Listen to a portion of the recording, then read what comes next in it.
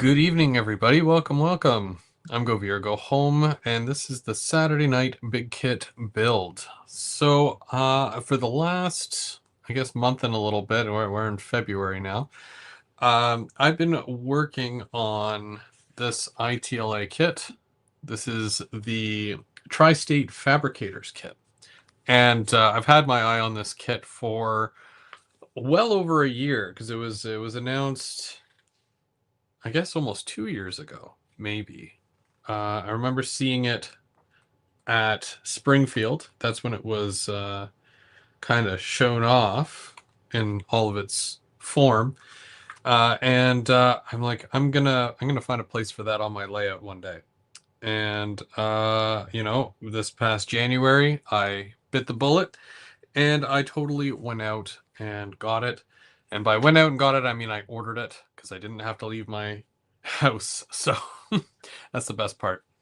So I've been working on this thing live for the last month and a bit. So if you have missed any of the episodes, I do have an ITLA playlist. And in that ITLA playlist is anything I've built that's related to ITLA specifically. So go check it out. They're all the episodes are there by date. So you guys can catch up. Today, I'm going to be doing a bit of weathering, and I'm going to be, doing some more detail because the main structure itself seems to be done, but I do need to add weathering, and then I start on the detail parts, which it's going to be fun because this has a lot of detail parts. But before I do that, of course, I do want to say hi to everybody. Now, if I sound weird, if I sound like I have a frog in my throat, it's because I've been sick for the past week. Tomorrow it'll be a week. It's almost over, though. I hope. I don't like being sick. I get sick like once a year, so this will be that one time this year that I get sick, get it over and done with, and then I'm good for the rest of the year. Anthony, hello, Anthony, and Ronald Rondo, and Willow Creek, hello, Mr. Brian Ferguson, and Almar. John, how's it going, John? Good evening, everybody. Perry. Let's see, Trains by Perry, and yep. Dinner is a necessary evil. I know that oh so well. I worked another 10-hour today. As soon as I finished, it was dinner time. As soon as I finished there, it's live time. So I am a little tired, but we'll get through this. This is the relaxing time of day where, like Perry said, it's so cold outside, right? You don't want to go outside. We're not going to go play in the snow. We're going to stay inside, live stream. We're going to work on a kit, drink a hot beverage. I do not have a beverage tonight. I left my beverage upstairs, so it's no good to me now. But we'll get through this, and I'm going to show you guys exactly what I am working on. Since I figured out how to change the camera. There we go. All right, so this is kind of what we've got so far. This side is mostly done as far as detail parts, except for the weathering. This side here, not so much. So I'm basically going to be doing a lot of the detail parts on this side. You can see that I added the doors, and they've been painted, and there's a bit of weathering to them already. Same thing with the little metal part that comes out for the truck. And we've got some signage there, the caution sign for the garage door. The HVAC system here is painted, but it does need to be weathered still. It's not glued on, of course. And I've got the silver on there, very nice, with the green, and you can see the fan, which is pretty cool. Lots of little parts for this that make one giant unit. And then we've got the downspouts. There's two here. There's one here, one here. I've got two more that are going to go over here.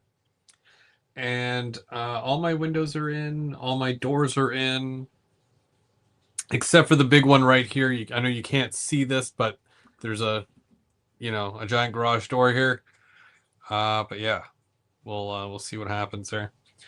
So I'm going to show you.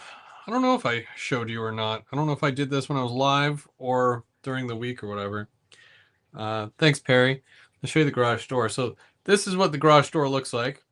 It's mostly a two-tone green, and then I did some rusting around the bottom top corner there.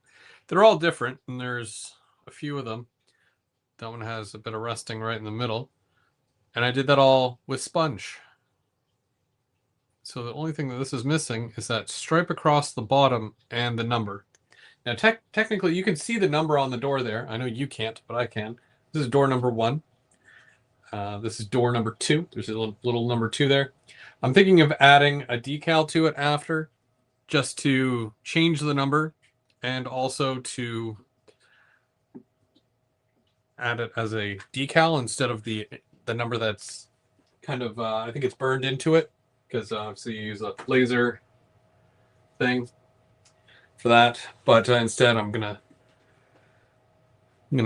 go old school and use a decal. Now for these, there's a whole sheet of, well, you get 2 sheets of decals, right? And it's all just paper. It's printout. There's a Coca-Cola sign, different little things here. But I took the striping, and I'm using the striping for the bottom of these doors here. If I can remember which ones they are, they're probably those 2. So, I'm going to do this carefully because I'm doing it live now. This is, it's a lot different doing it live than doing it just casually while working, or when I should be working anyways. Is this sharp? Maybe I'll be sharper.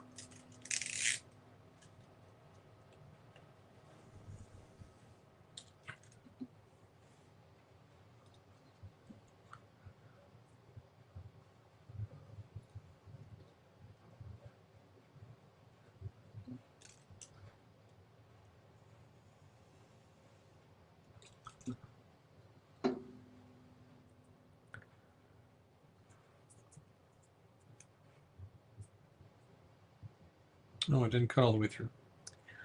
Oh, I hate that. Oh, maybe I could just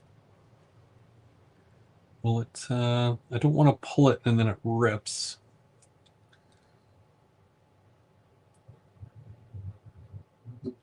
So I'm just going to do that. Okay, and then, oh, you know what? That won't matter anyways. So these are a little bit longer or wider, I guess, than the door itself.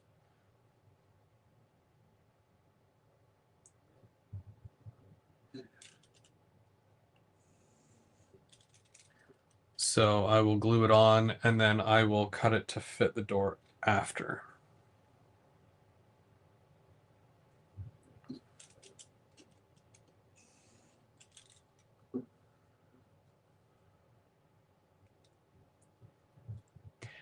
One thing also to notice, when you hold all 4 of these up side by side, they all look a little different. It's like the color is not totally the same, and it's because they're different levels of wear and tear. So that's kind of cool as well.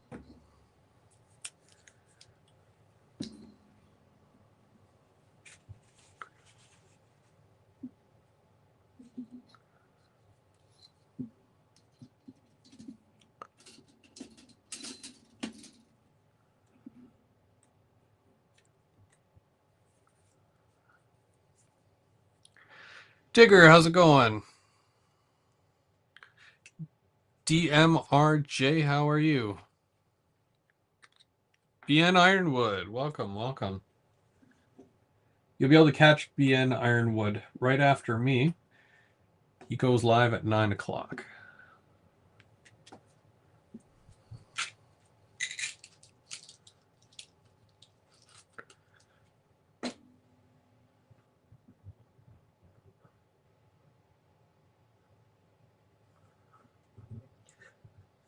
Okay, so before I do that, I almost forgot.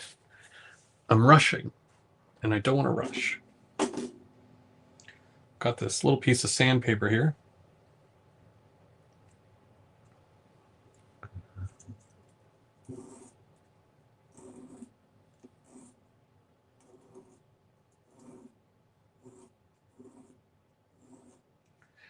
And it's not too rough, but I'm making the paper a little bit thinner.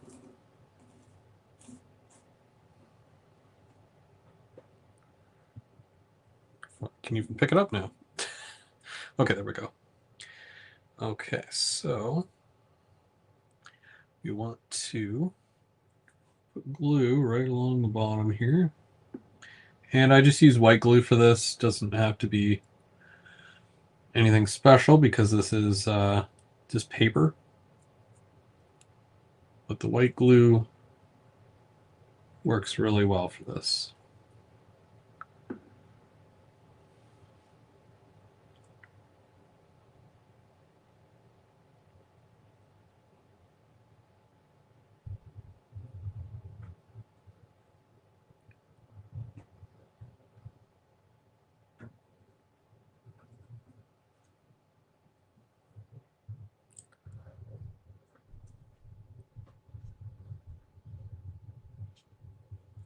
And that'll dry while we're working away. So that's one.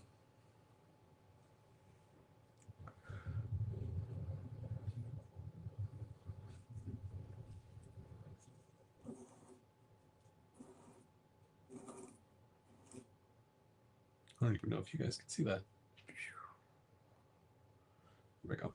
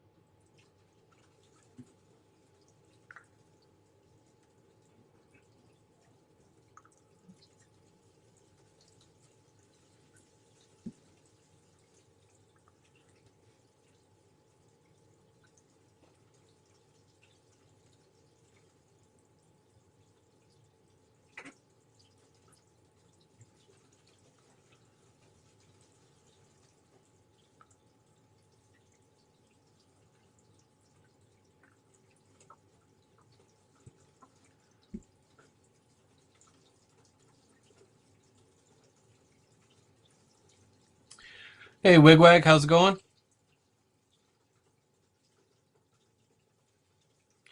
Do the doors have the padded things on each side? There's these things right here. Now, I think the thing that you might be talking about is the thing that goes up and down here. And I don't remember seeing them. It looks like they might be in the picture, but I might have missed it here. Just gonna check the box. There's no really long pieces because, as you can imagine, I'm like, running out of parts, right? Like there's a couple of spare odds and ends, right? So there's this. Would they be on here? So these are billboard signs. That's the other billboard. Um, That's the meter box. Gotta put that on there still. Or paint it and then put it on. Another grill thing. Unless it's supposed to be something else. Like I've saved a lot of parts here as well. So I can always make something to put there. I do not... Yeah, I don't see anything here that would represent it. Now, the other thing is that it could be right there. It's just painted a different color because it almost looks like there's an outline where it should be, only it's not, if that makes sense.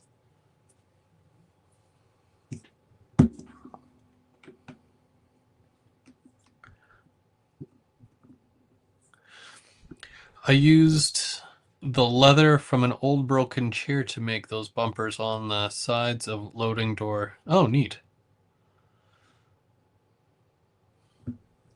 Has that texture to it then, it'll look like it has that texture to it, which is pretty cool.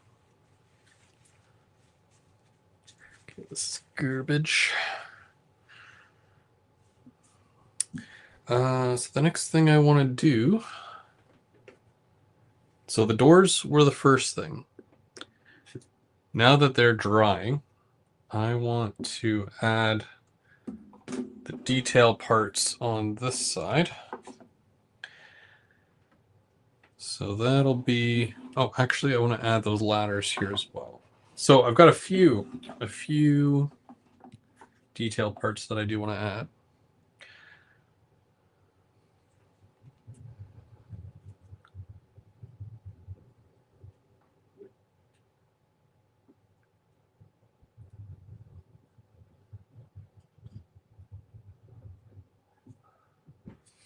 Okay. I just need to grab something. I totally forgot. Bear with me for a moment.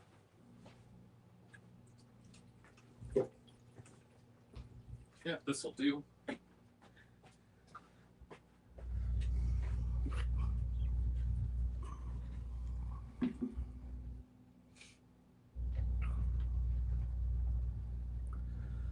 I'm going to move all these up to here. Most of my detail parts, not all of them, but most of them, are painted and put together. But a lot of them I can't add until I have certain levels of, weathering and whatnot on here.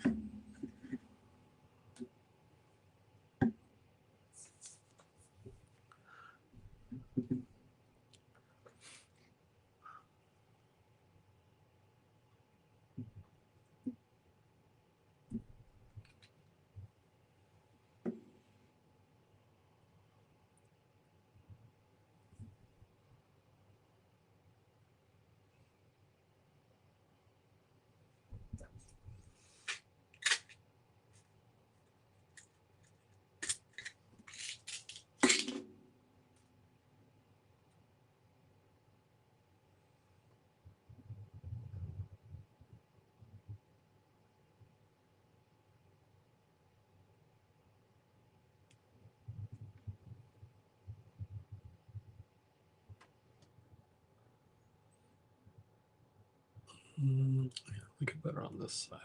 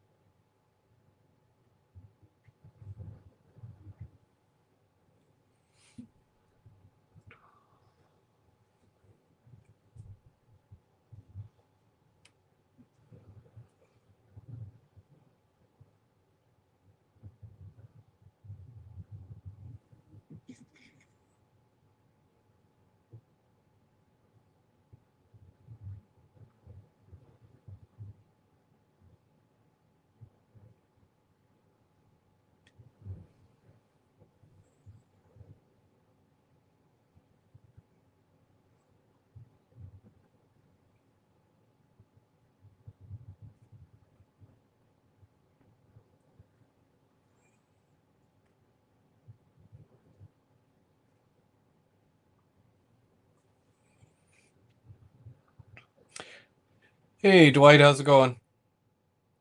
And John, Skullkill, how's it going? We are adding detail parts to this kit tonight. And then I'm going to do a bit of weathering on it as well, which should also be fun to see. Todd, how's it going, Todd? Welcome, everybody, welcome.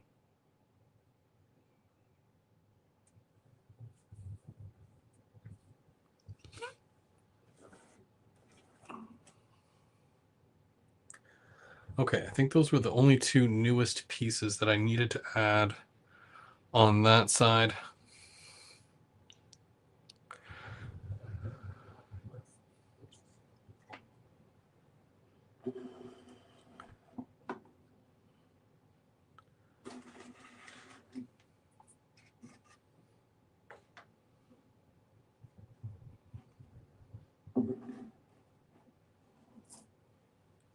I wonder if it might be better if it came over to this side.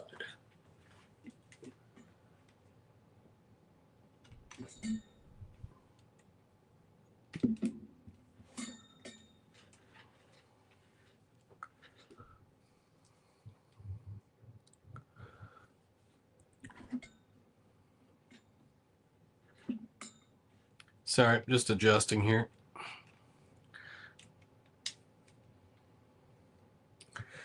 Okay.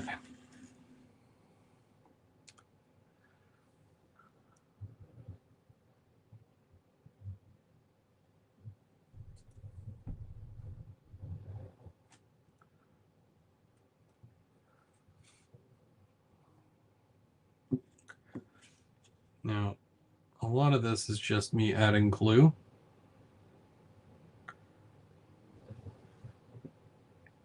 Because most of this is painted, so nothing really too fancy here.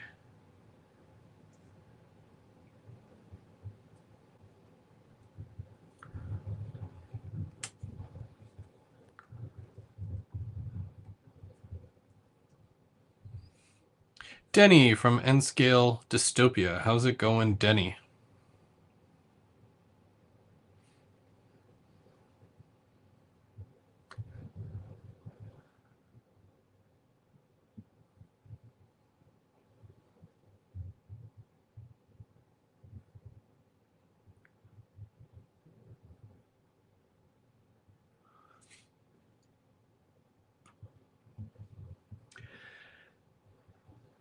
Yeah, this is why you should never assemble the full thing and then paint it. Just because, especially with something like this, you have so many detail parts, and each of them are what seems like their own different color.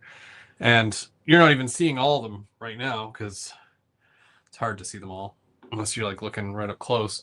But like even something like in that window there, do you see that little fan in the window? So you have to layer that. There's I guess two layers and then the actual window frame.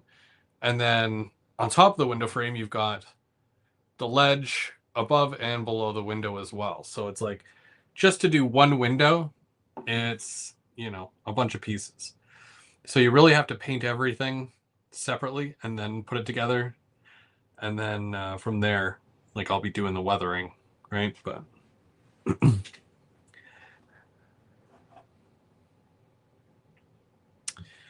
and then the next one can go right down here.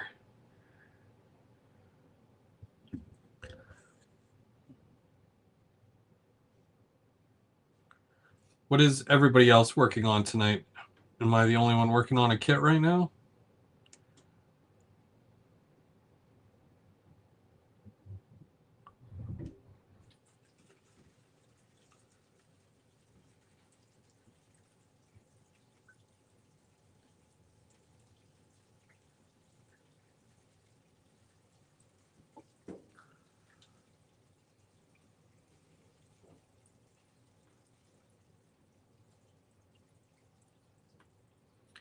Yeah, it's after midnight here in my PJs.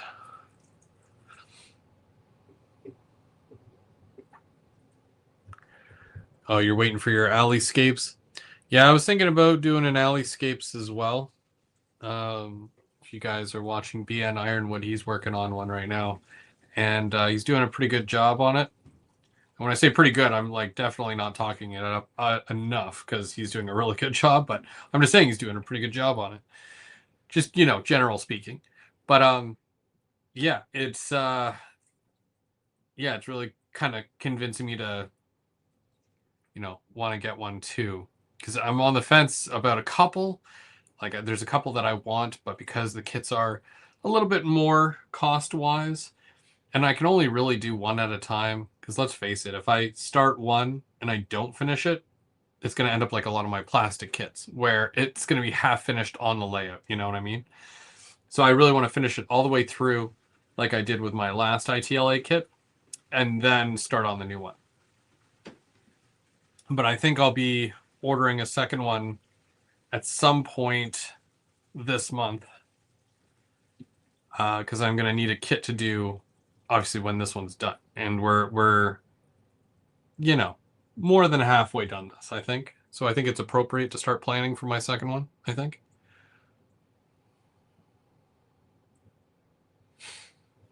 Yeah, Steve's doing a really good job with his. Okay, so those are drying. I've got my little cameras on. I'm waiting for my doors to dry. I gotta paint these now. And I gotta remember, because I painted the other ones. Was it like last week or something? At some point. And I wasn't live or anything when I did it. I was, working or whatever. Whatever you want to call it. So I got to try to remember now how I did it.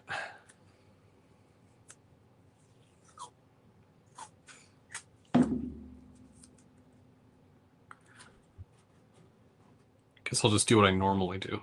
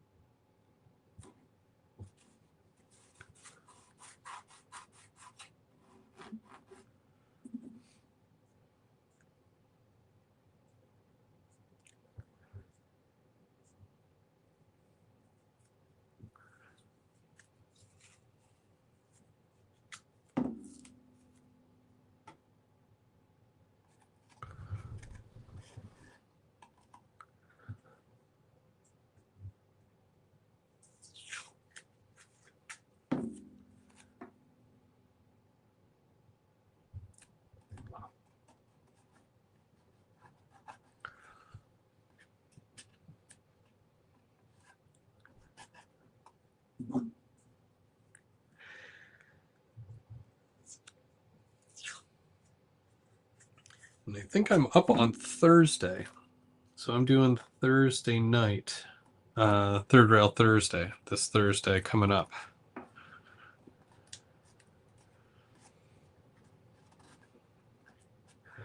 The good news is that when Mark was here last, he renumbered my venture set. So after he had done that, I think at some point this week, I was messing around with the lighting and whatnot, and I've really dialed it in. And I have a better understanding of how the lighting works with it, which is great because now I'm not as mad about it. But at the same time, uh, I'm just happy that it looks good and it works really well now. So the only thing left to do really is continue to stress about couplers, which I'm sure I'll figure out at some point.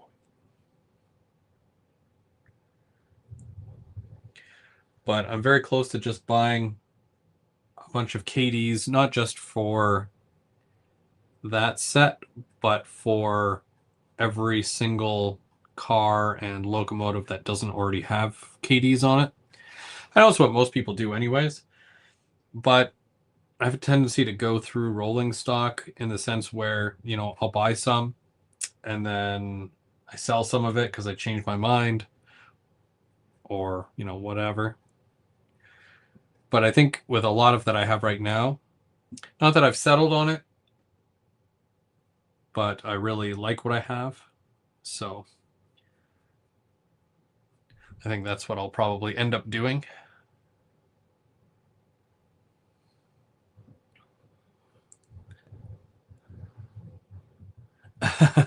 Mark didn't break anything.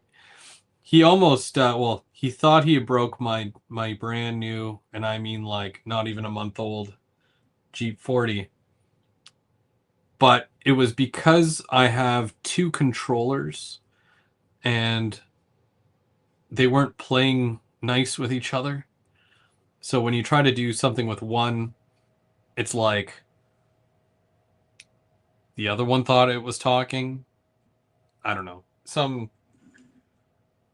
backwards stuff. And it not playing nice at that moment in time. But we sorted it out.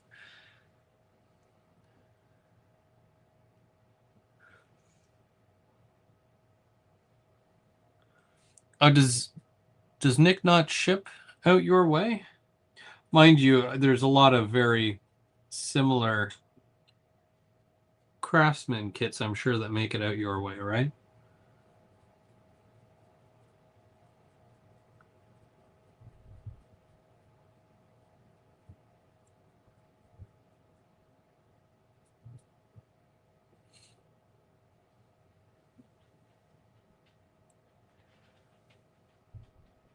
If you ever come over this way, you have to kind of make a list because there's a lot of stuff that, you know, you can't get overseas. Mind you, um, Digger, have you ever ordered from Otter Valley? Because Otter Valley ships like what feels like everywhere. And they do have some ITLA kits. And if they don't have it on their website, if you send them an email and say, hey, can you get this kit in, this particular kit? They can. Within a month, they'll have it in, and then they can probably ship it to you. They're usually pretty good like that. When, you know, you don't see something that they have, they can get it for you. I actually ordered this one from Otter Valley. It was the last one. I felt so bad because I know Mike wants this kit as well. But I knew I needed to do the live show, so that's why I went ahead and I kind of beat him to the punch there again. Sorry, Mike. Yeah, Digger, it's ovrtrains.com. And yeah, just if you go into the search bar, type in ITLA, all the ITLA stuff will come up. So it's all in one place for you. Their website has gotten much better over the years. It was already a good website, but there's been a lot of improvements. So it's a lot easier to find what you're looking for.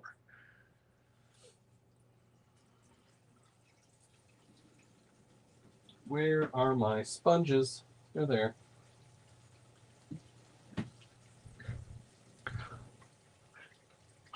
Does Otter Valley have a website? Absolutely. I get all my stuff from them. So they better have a website. Otherwise, I've been ordering from some other rando in Canada.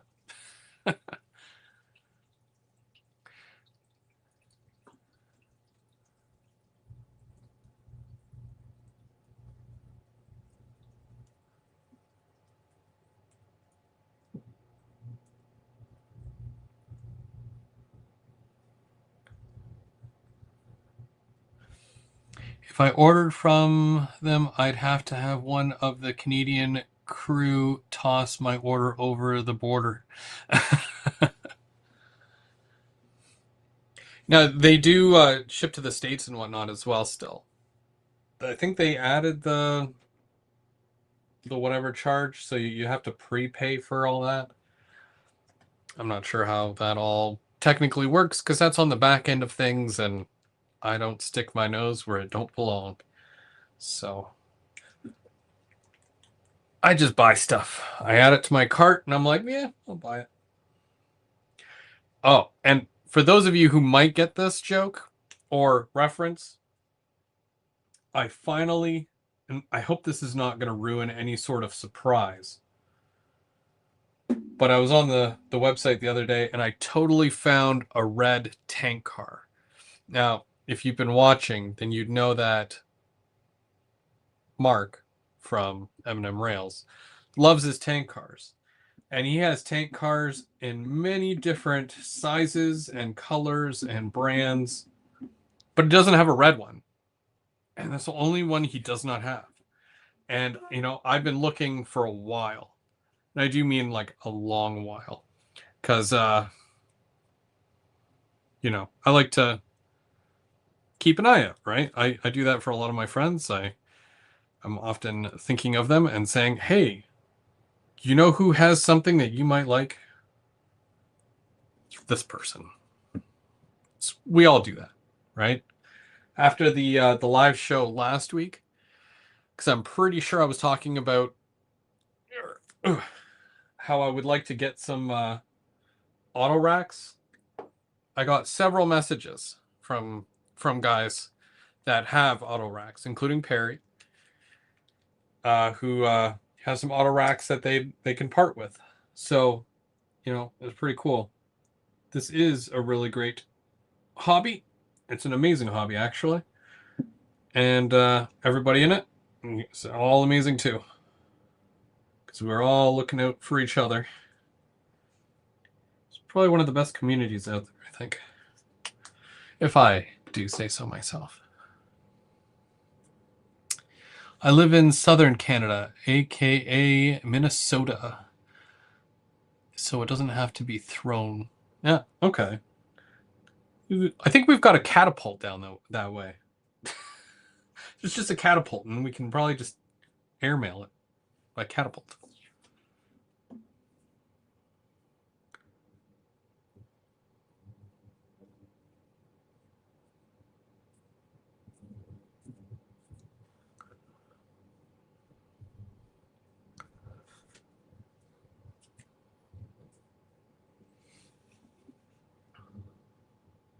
So this is kind of cool, and I'm going to show you guys what I'm doing here so that you know what I'm doing here.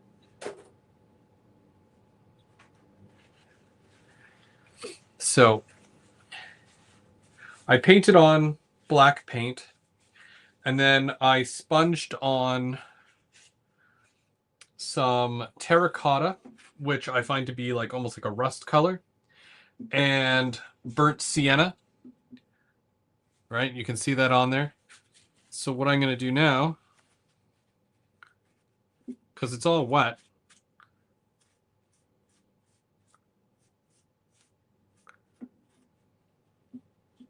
just going to kind of wipe some of it off, and it makes it look a little more subtle.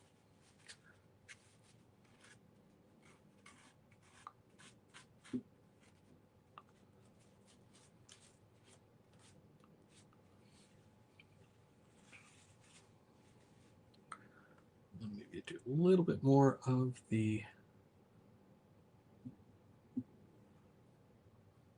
bright.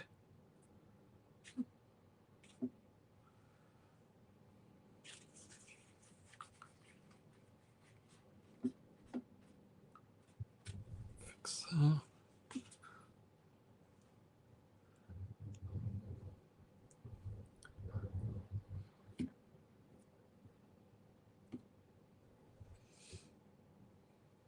I'll just kind of show you. I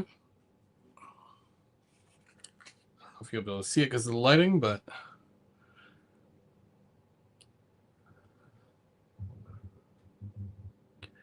so they're all different really, but so I'm just going to let that dry for a tiny bit. And I do want to kind of get the top of that as well. So just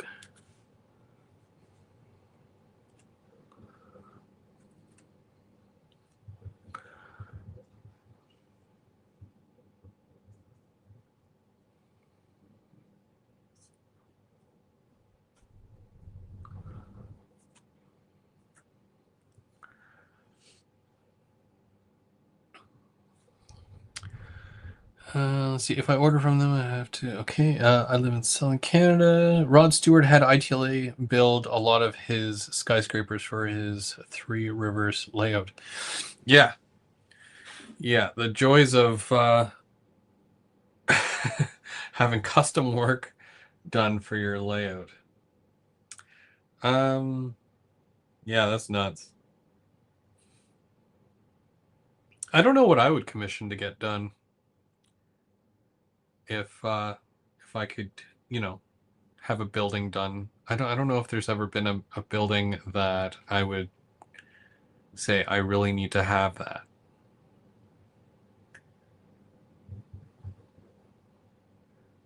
That's a tough one.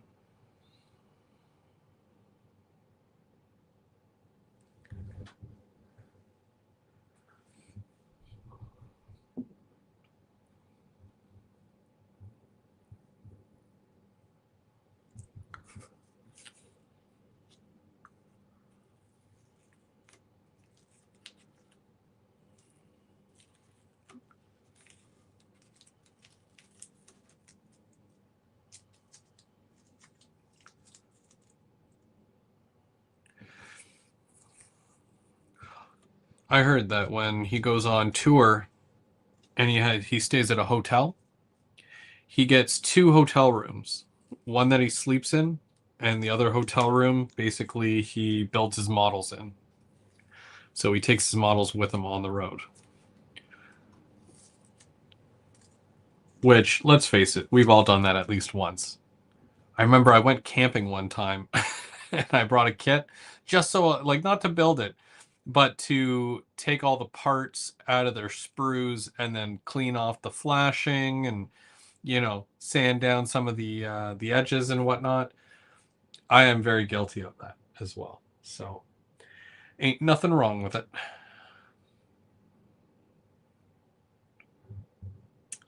So now they give you 4 ladders, but I think I only need 3.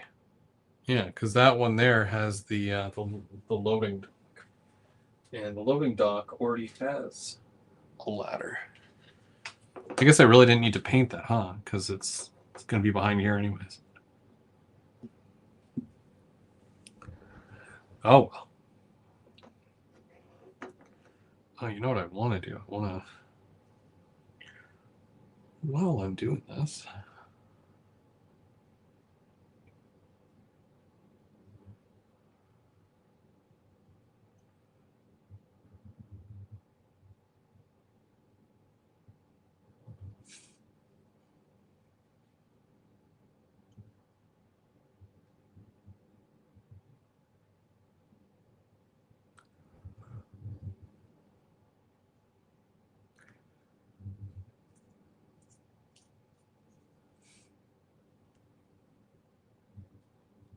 yeah, he always books an adjoining room.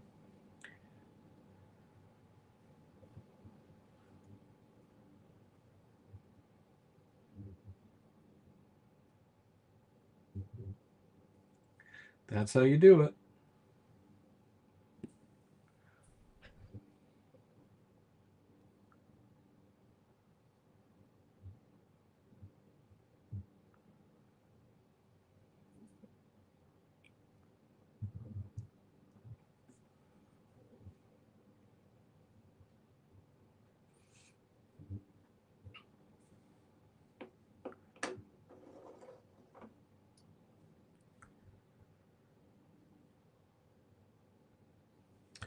I really like how that turned out.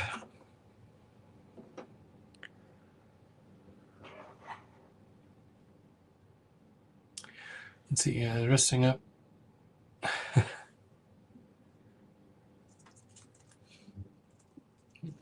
Okay.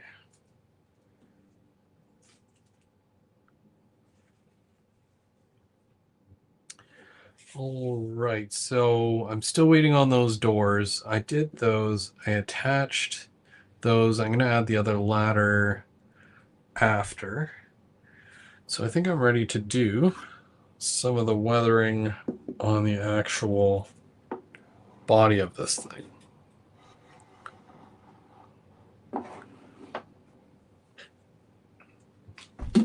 Whoops.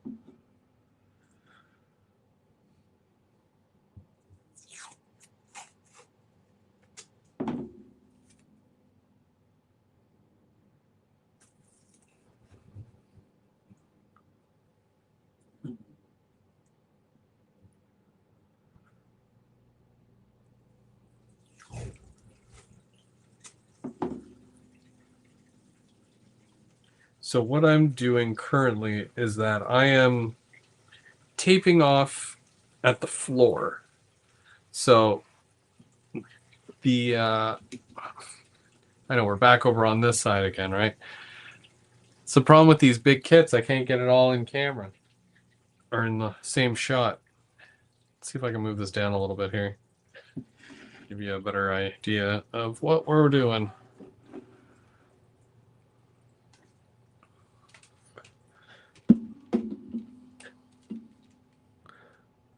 Okay, there we go. Okay, much better. Sorry about the dizziness. Okay, so that's one floor, that's a floor, and then that's a floor. So I always start at the bottom and then work my way up.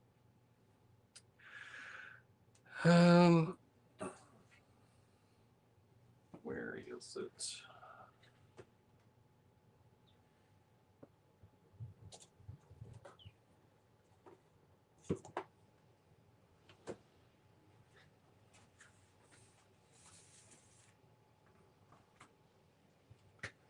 So there's two things I want to do here. I want to use my Vallejo Wash FX and my Weathering FX.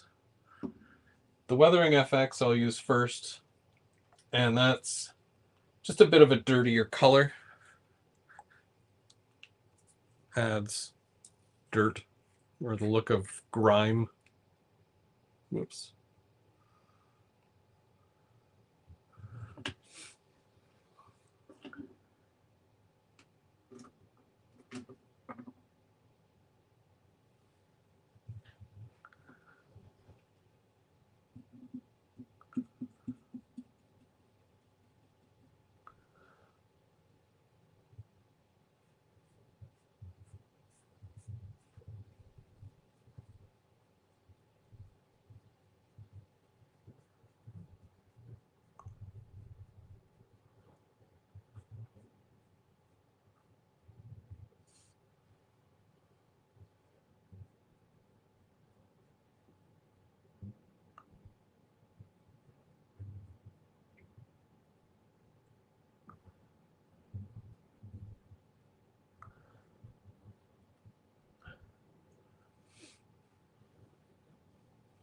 So this basically, because there's a crack here and we all know gravity falls down, right?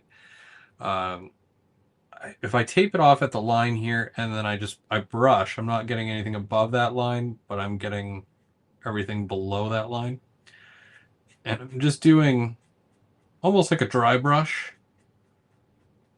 And I can add as little or as much as I want, but I'm trying to just, I don't know if I'm playing it safe or not. I don't know. Maybe I am, but I'll probably go a bit heavier around like the AC unit and all that.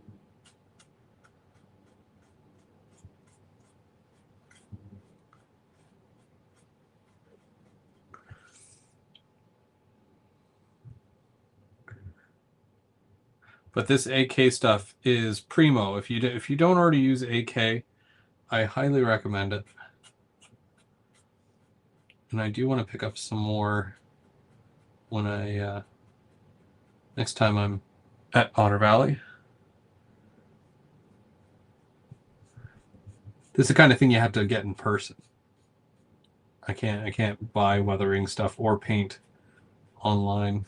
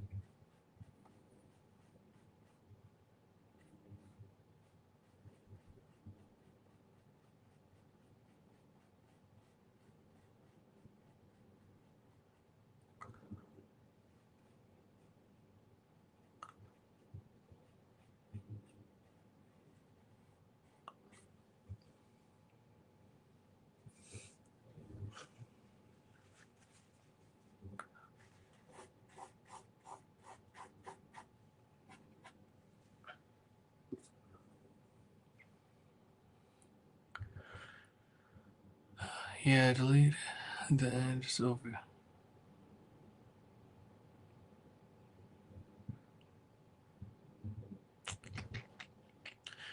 Just now, Bill roll that. George Hallis. Delete the E in.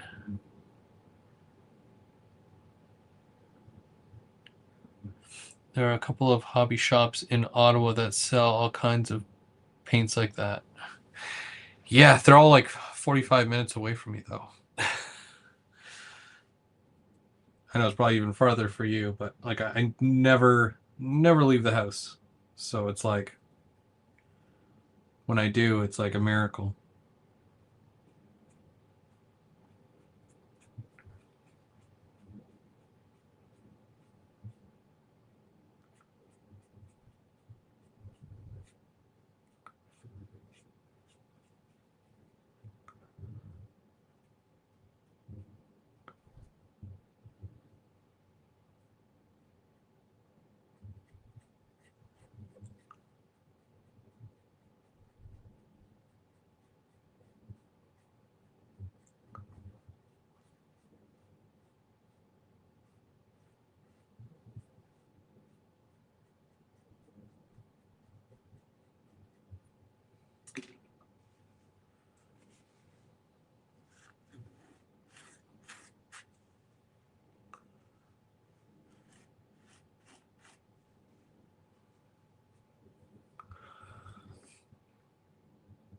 Hey Dave, how's it going?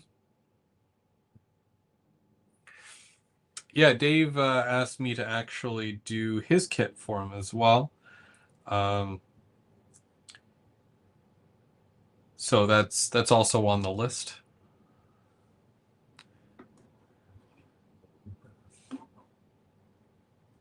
Dave, I can't remember. Does your kit have bricks? Because if it has bricks, it might take a little bit longer to do just because, I have to spray it outside. So the cold weather uh, definitely plays a factor in how long it's going to take to actually finish that kit.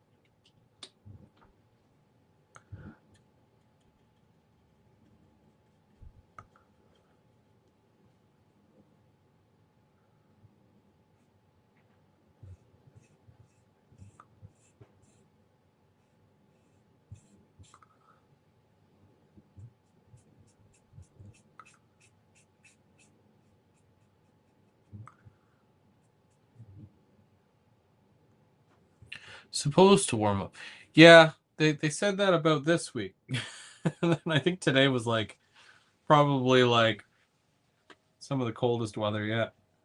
It was quite blistering out there.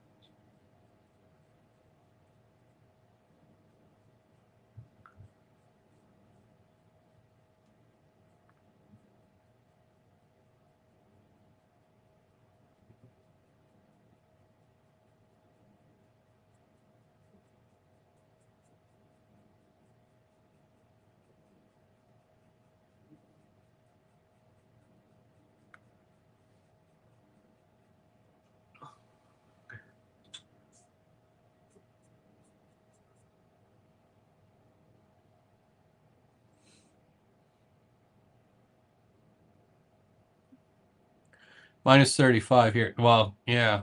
So it's like even anything over like -5, I'm like I'm not going outside in that unless I have to. Let's stay myself at home. No way.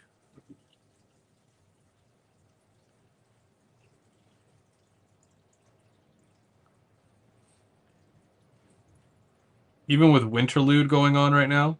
So for those of you who are not in Ottawa and have no idea what Winterlude is, basically it's just like a winter festival that Ottawa celebrates every year, and it's right around this time. Uh, and yeah, it's great. Community brings people together, blah blah blah. But the parking goes up to like a crazy amount. So when they're like, "Hey, can you come into the office during this time?" and you have to pay like so much extra for parking, you're just like, "No, I'll be at home. I'm good."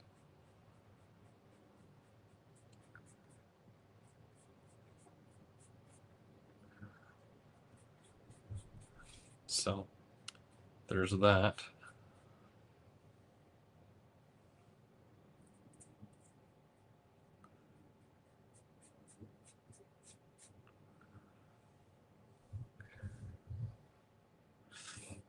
Yeah, but there's like a beaver tail stand like 2 minutes down the road from me that's there all year long. I know that it's like cooler when you go out to a winter festival and then eat the beaver tail as opposed to like Tuesday afternoon because, you wanna, right? So, you know, beaver tails don't really mean too much here. It's not really the okay, I'll go into work kind of situation.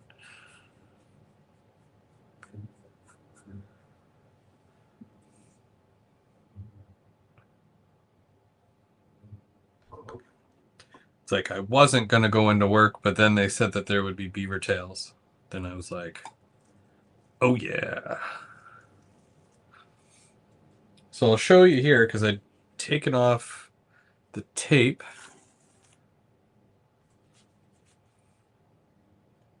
Just so you can kind of see what it is that I'm doing. So that it makes sense. So you can kind of see over there, right? So it really just does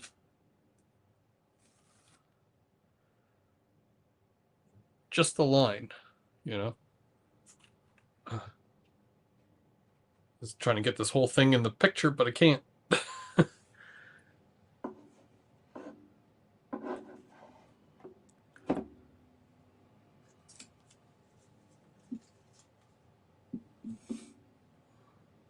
Now, what did I see that I wasn't a fan of? Was it this here? Okay.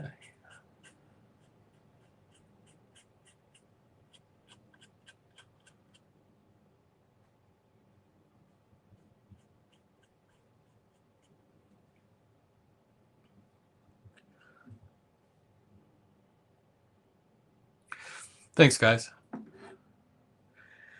It's the little things, right? A little extra here and there.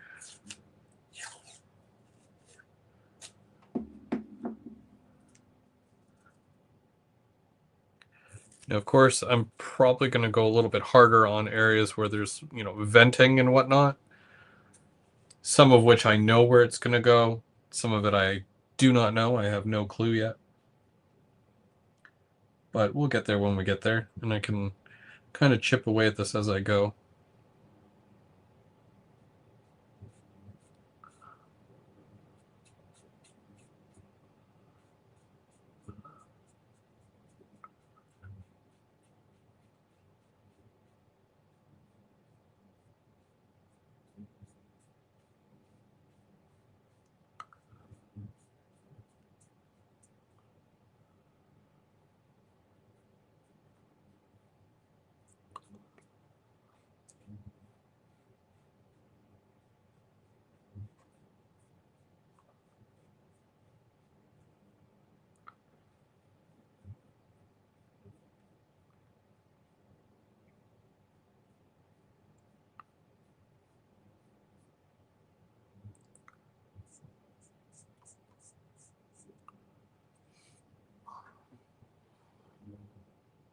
Is the AK weathering acrylic?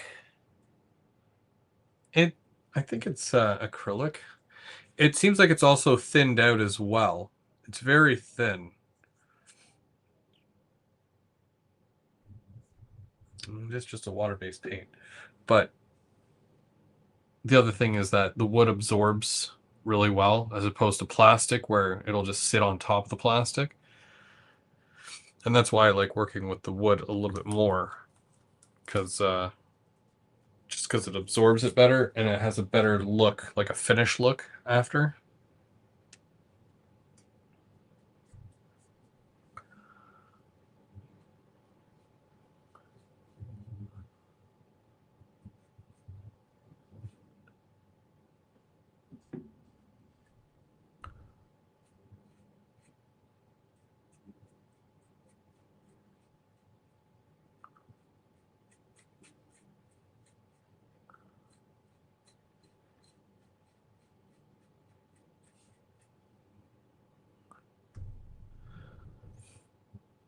Thanks, Willow Creek. Yeah, here too. I had a cutting down trees a few years ago and had to get a trapper to stop it.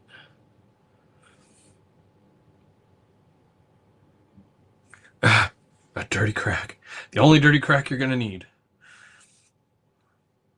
Now, saying that this here, which I'm gonna weather afterwards, but just for point of reference here, so this strip right here, which is just after the pilaster, is gonna have a bit more weathering going down it, and I'll mark it out just so I know.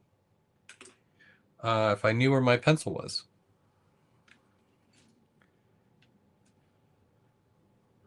Nice. Okay, so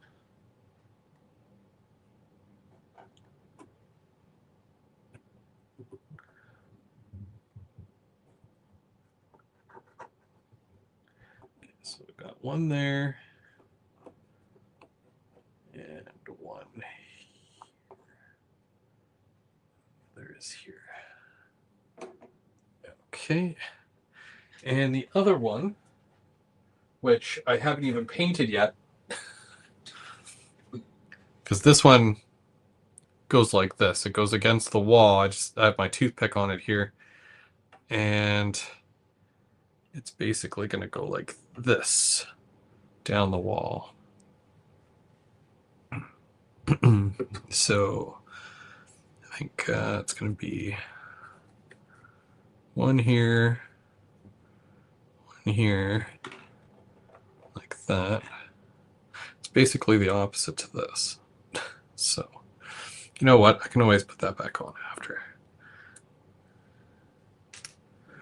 Might as well mark it, and then that way, while I'm doing this, I can do this now, and then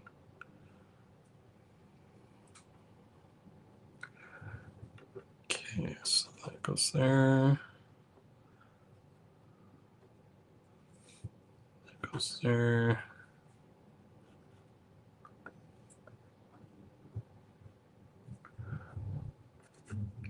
Bring these a little lower.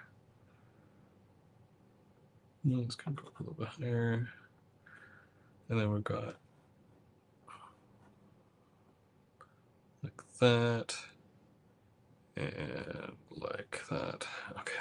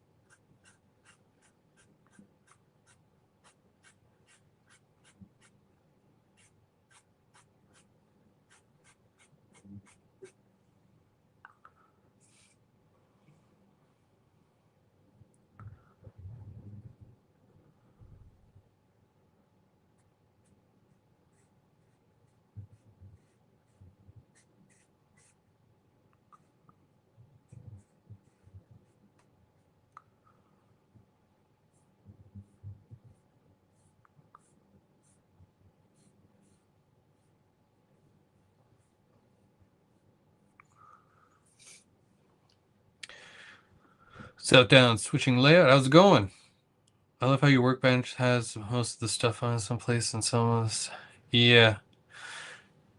Well, and wasn't Einstein a messy guy too? Believe me, I'm no Einstein. But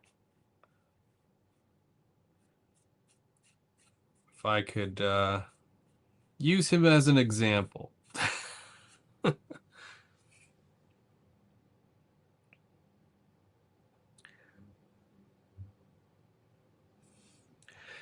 It is mostly, I mean, this is actually, I cleaned it, and this is still messy. I know. It doesn't make sense. But you'd have to see it beforehand.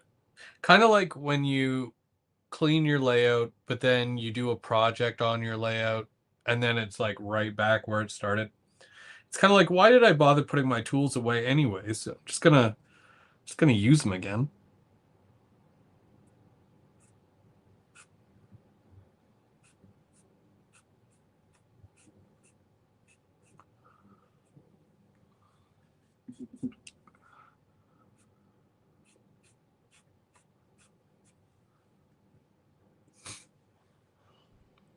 I'll hold this up again so that you can see what I've done, because obviously you can't really, I mean, you can kind of see, but it's like at the same time, Einstein quote, I don't know everything, but I know where to find it. Yeah, even with that, I have no idea where some of my stuff is. And that's like, a normal day.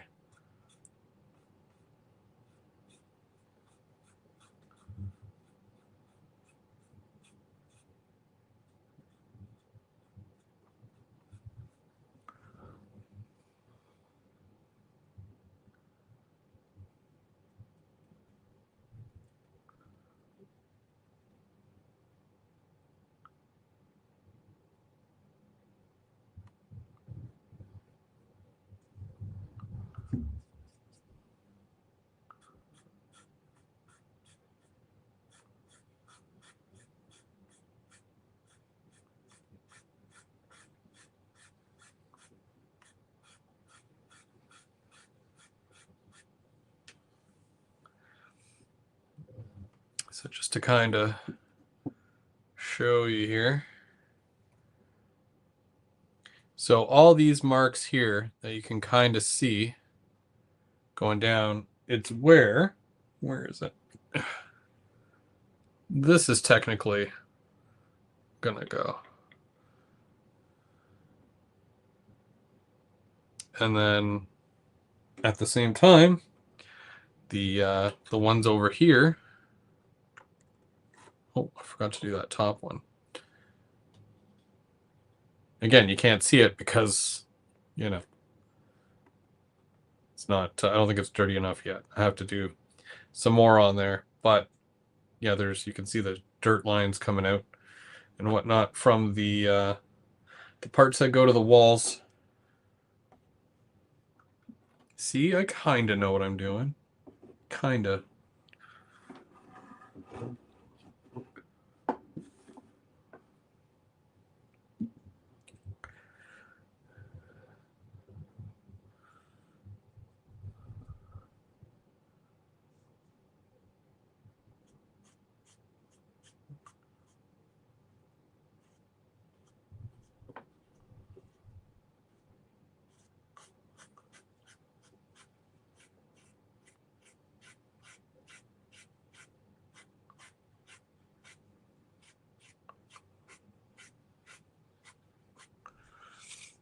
See, this is the fun part because you can start making some of them darker, and then I will also add rust to these as well.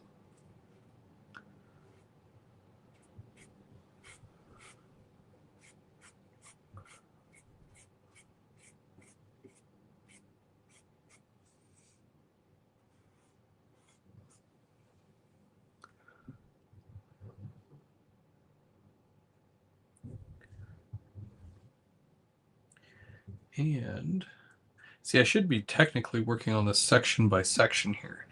And then that way I can do the whole thing. I can, do the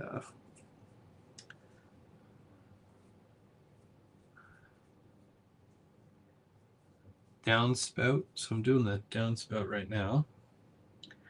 And also the parking, not the parking, but the truck pulls up.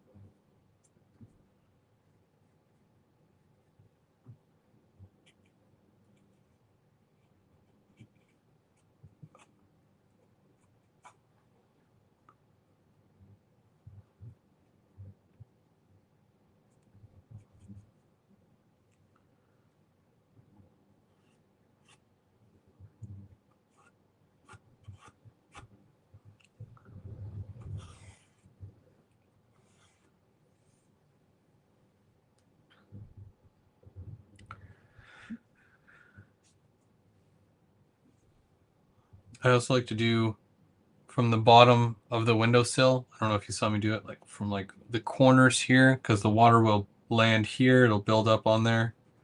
Then it just kind of runs down the side.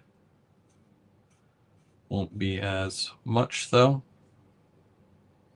So I always want to do those.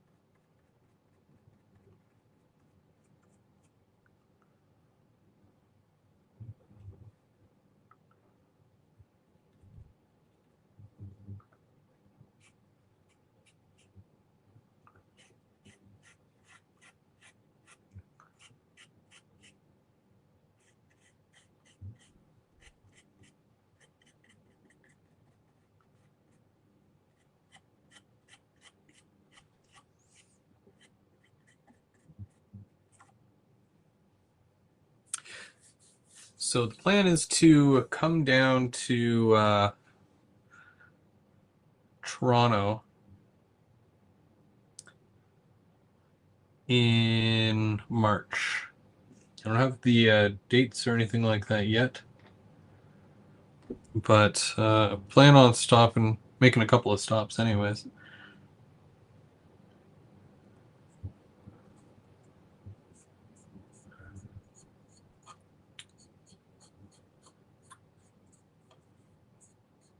Yeah, you definitely won't be able to see this because this is inside here, and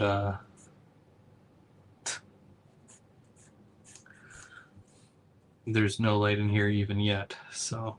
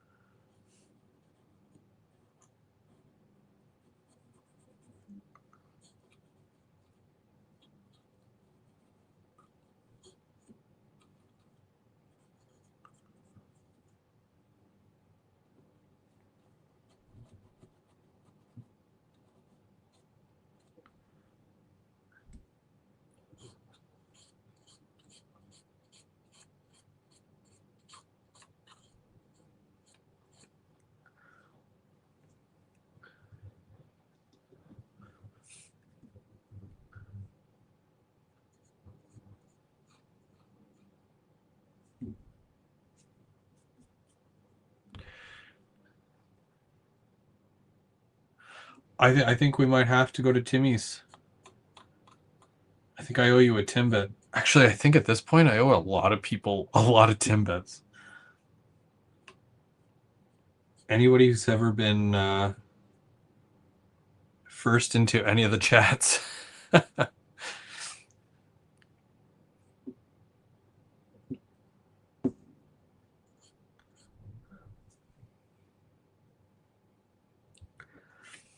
Well, I gotta see James's layout. I gotta go see James. I've got a bucket of stuff for him too, so I won't mention what it is because I know he likes to do unboxing of things. So I'll let him take care of that. But yeah.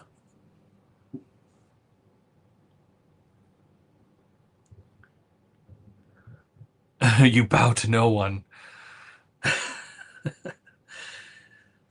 Well, I don't know.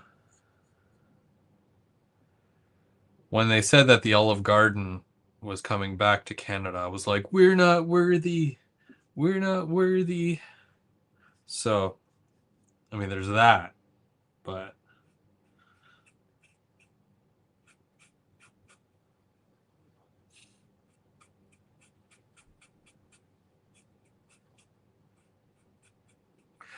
I saw that half announcement about the Fred.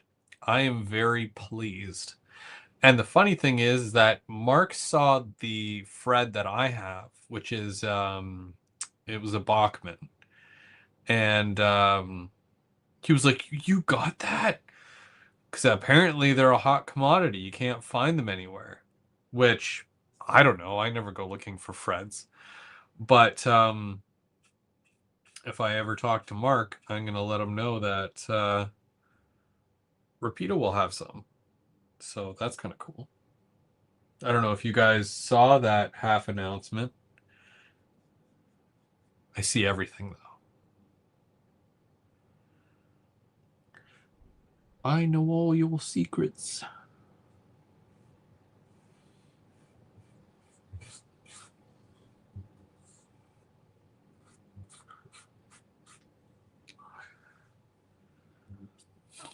After he unboxes the bucket, he can wear it on his head.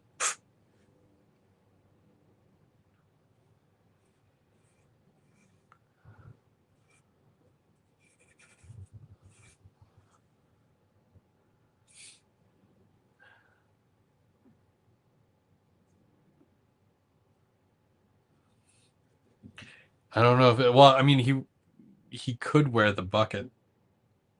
Like, it's not a bucket hat, but it's a bucket.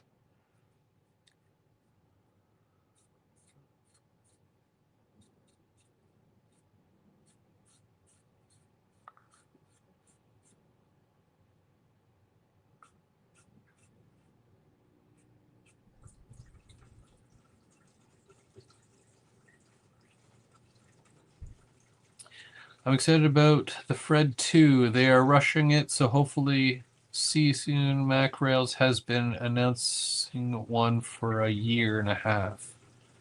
Now, here's the thing, Todd, because we've got zero information except for that hopefully soon.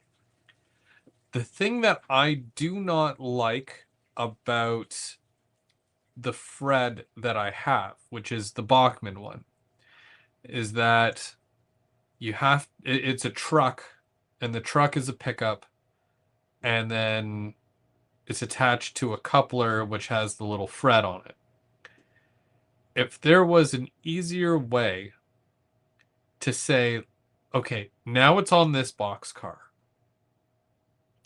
but I want to move it over to this box car or this box car, you know, not a this is the designated Fred box car. And I mean, like, without screwdriver and all that, you know, taking off a set of trucks and a coupler and replacing it. If that's all a thing, that would be pretty cool. Just saying. I don't know how it's going to go, but I'm just saying, you know, the convenience side would be kind of neat.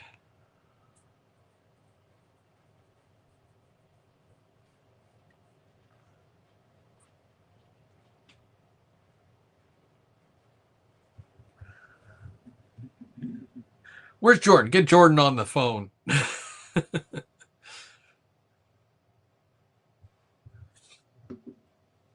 What do they say? Get him on the horn.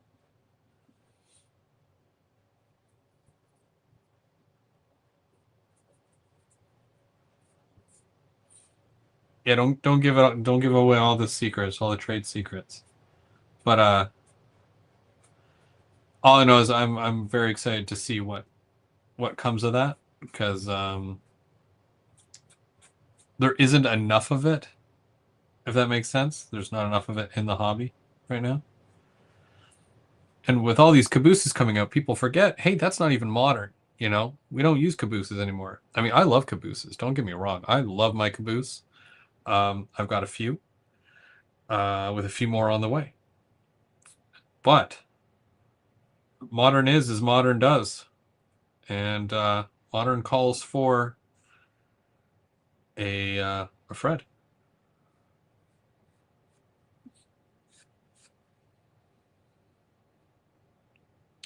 Trackside Mike, welcome. If it's on the trucks, I'll wait till Mac Rails end of train comes out.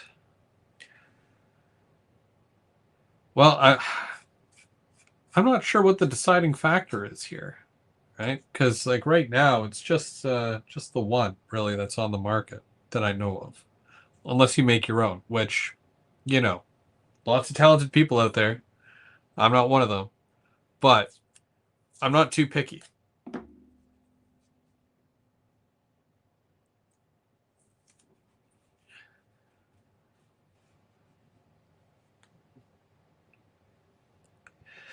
The only problem is, like, obviously when it's a flashing, like if it's a working light, you know, it has to have some sort of track power to it, right? So Vans and multi marks forever. If you had your way, right?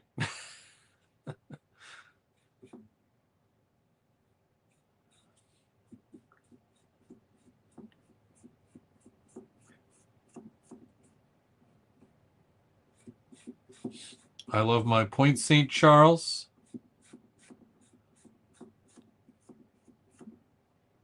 my what's it called? Angus, the Great Angus. And my Hawker. Those are my 3 booses right there.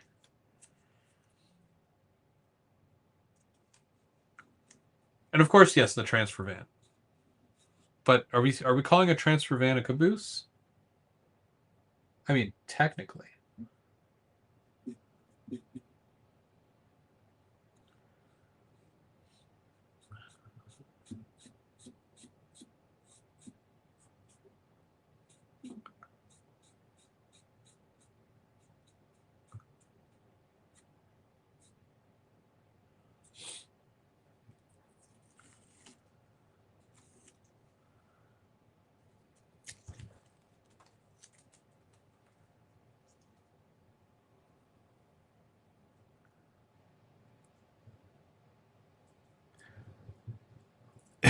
Isn't that beef? Bring on the beef.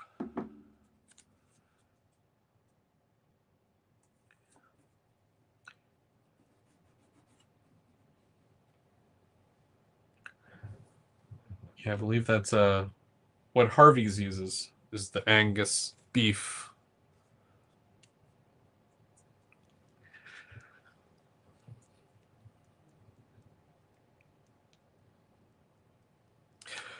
I'm really excited. I'm really excited to see, and I don't even do CP. I don't even care. If I see a good looking locomotive, it's kind of like the Bowser Eco. When I saw that, I was blown away. I never bought one because I couldn't justify it buying, one locomotive that's CP when I mostly run CN. So I was kind of, a little hurt about that, but whatever. And then you've got Prairie Shadows that has these locomotives that are coming out, the CP ones, and they look so darn good as well. So, I mean, kudos to you CP guys, or the guys that have no actual restrictions of, you know, what road names you use. But yeah, that's another one to look forward to.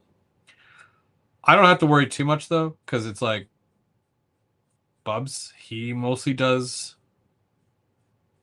CP, and he's always bringing stuff over to run. So I'm sure I'll see it / get to play with it at some point. And I think he ordered like 2, either 2 or 3. I don't remember.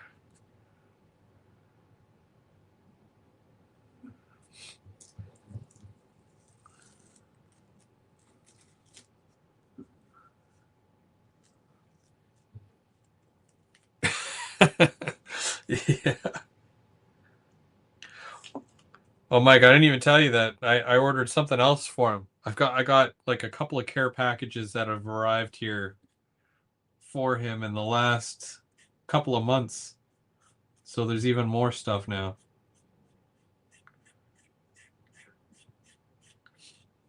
It's funny.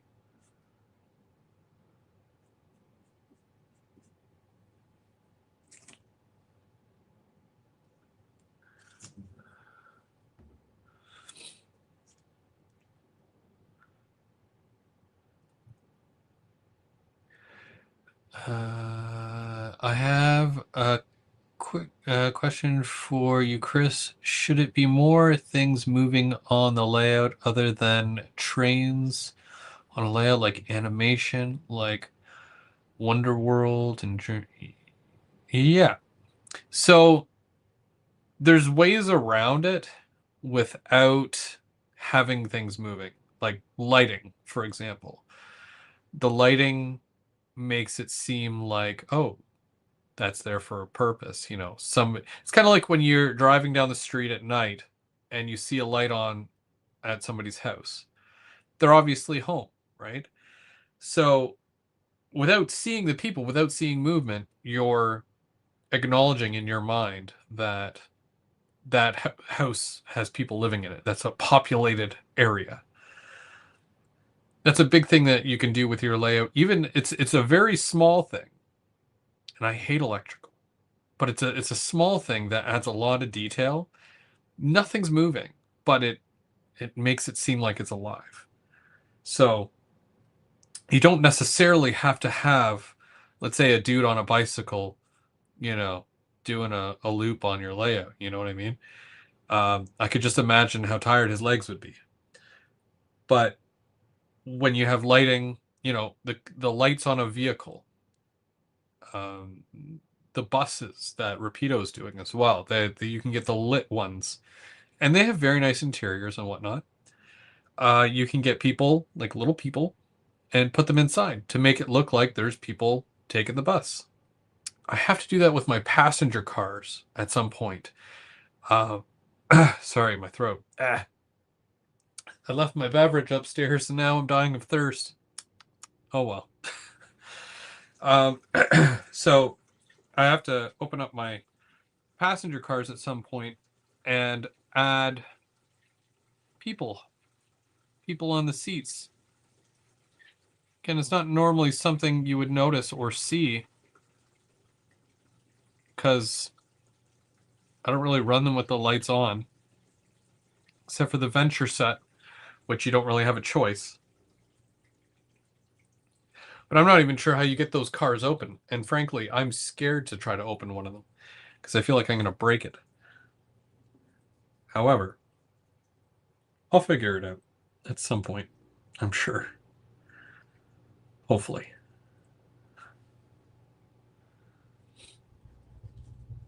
But yeah, little things like that. Vehicles, adding vehicles to your layout.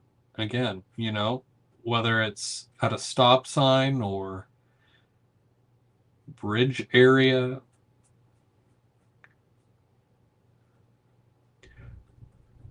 Crossing bucks, so when the train goes through.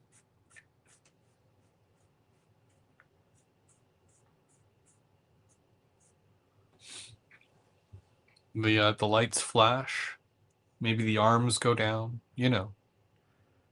at that next level of detail, right?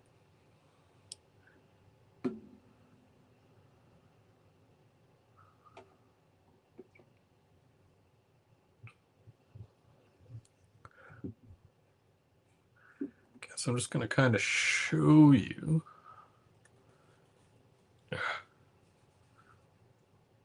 Wonder if I can do this in a different way. Okay, because that's all lit there. And I'm going to remove... Sorry about the shakiness. If you're prone to yakking, if you get dizzy, don't look for a second.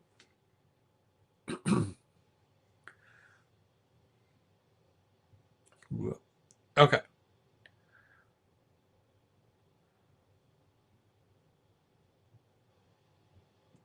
So this is just a very...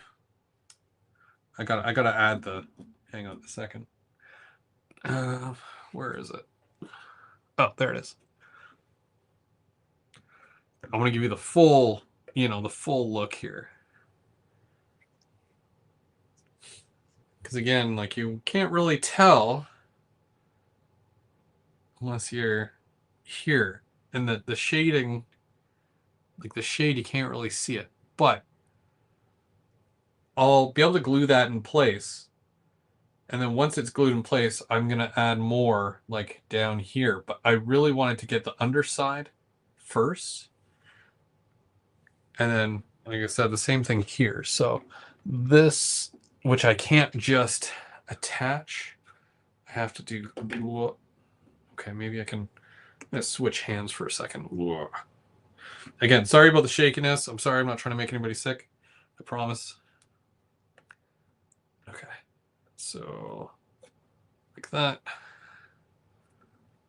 And I'm totally blocking the light. So this is redundant. But you see what I'm saying, right? You smell what I'm cooking. So that's just kind of, yeah. And then in there as well, again, you can't see because obviously it's like a little dark zone. I'm going to have to put a light in there because there's no way that anyone will ever be able to see that unless it's lit up. So, but I like my doors. The doors are nice. And along the brick is kind of cool. And I got to do all this side still. So stay tuned for that.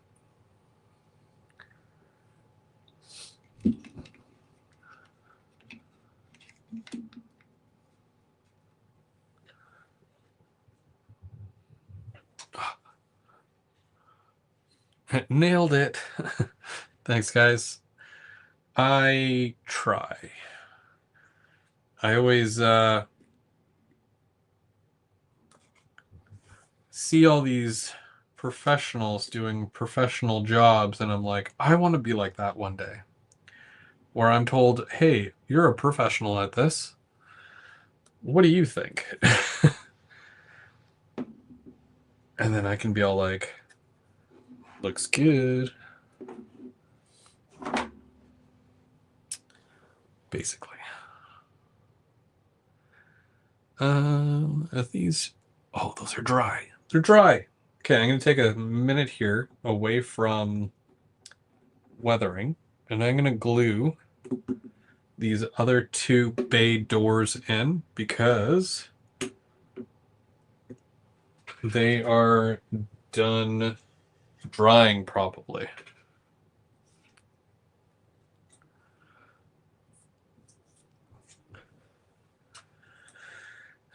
Which was my sharp knife? This one.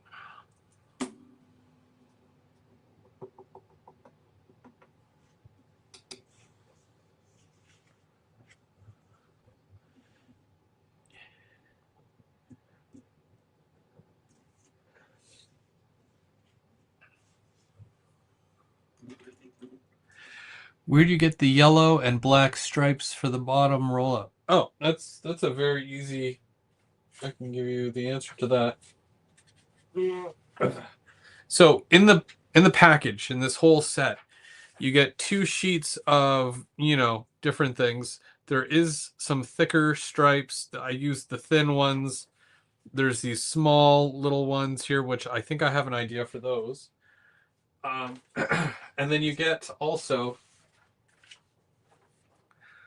more signage. Tri-State Fabricators. Stanley Hardware. Pepsi. Boo Pepsi. Coca-Cola all the way. And then you got all these other little signage things here and stuff, which is pretty cool. Now, I saw this thing. I want to try it. I kind of want to try it. You take tin foil. Excuse me, sorry. You take tin foil and you attach the sign, like you glue it to the tin foil and you cut it out. And then it has that, you can bend it and whatnot, and it'll hold its, shape. So if you do want to bend off the side or have the whole thing like almost like in half, or if you're bending it around a pole because a car hit it, then it looks really, really good. And it's very believable. So I'm going to try that. Not right now, but I'm going to try it. What does that say? Danger, no trespassing. Yeah, there's all these little, whole bunch of, castrol. That's cool.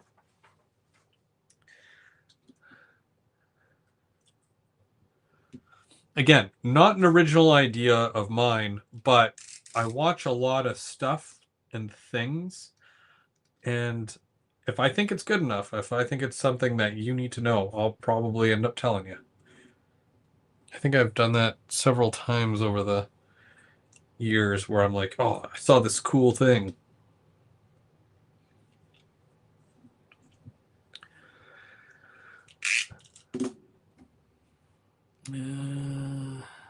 They have the patience for many layers.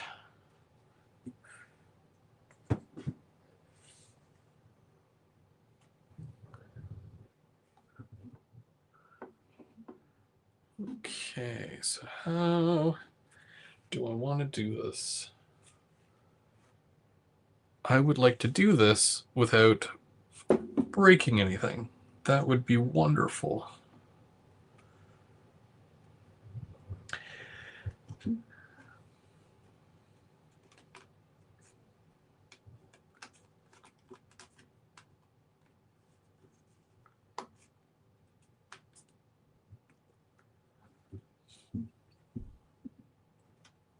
So just like I did with the doors and the windows, I take a flat piece, I put it up against on the back, and I'm going to push it from the front so that it goes flat. Whoops. Against the back. Now the problem with this is that I don't have a piece that's big enough. So I kind of have to do the top, and then I'll do the bottom after.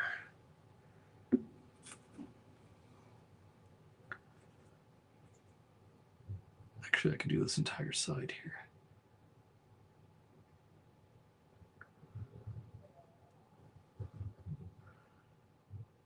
And before you ask, I know I could probably do a door like halfway up. This section here is probably not a good idea for that, only because I would have to add that inside loading dock area. And this door right here that I'm gluing on right now, you can see this is the wall. Like the wall will be right here. So there's not enough depth. There's probably not enough depth on this one either. So I wouldn't add it there. These ones you could, but I've already got that other thing that's on the inside there. It's not a huge deal. It's not a deal breaker. I'm not mad. But yeah. So there's lots of add-on parts for this that aren't even included that you can get. And you know, you can really customize it, really make it your own, which is really cool. So it'll be fun. I'm already looking forward to my next kit. And then like Dave said earlier, Dave wants me to do his building. He got, I want to say he got the modular kit series. So I messaged him and you know, we were talking about it, and you know, I just suggested, okay, so if that's the case, if you want me to do it, you just have to tell me in what specific order and in what shape you want the panels to be. And once you figure that out, then, you know, it'll be a lot easier for me to do it instead of like all the back and forth and the I don't knows and all that. Because it is not an easy thing to do, A, and B, you know, I obviously want him to love it when it's done. So there's that as well.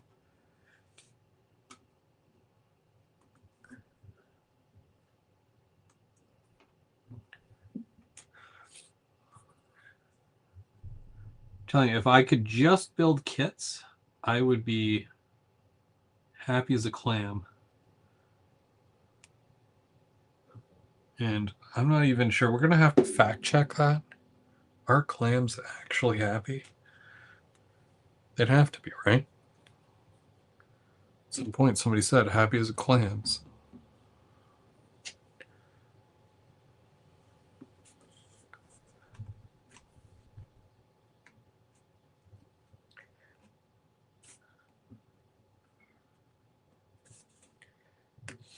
So this one looks like it's going to be a little bit tighter.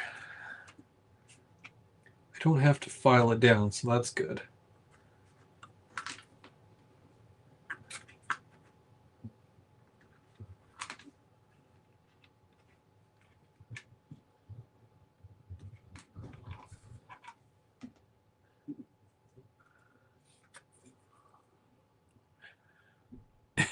Is that a fact? Clams are naturally happy? Well, I hope so. I really do. Otherwise, I've been terribly, terribly and grossly informed or misinformed.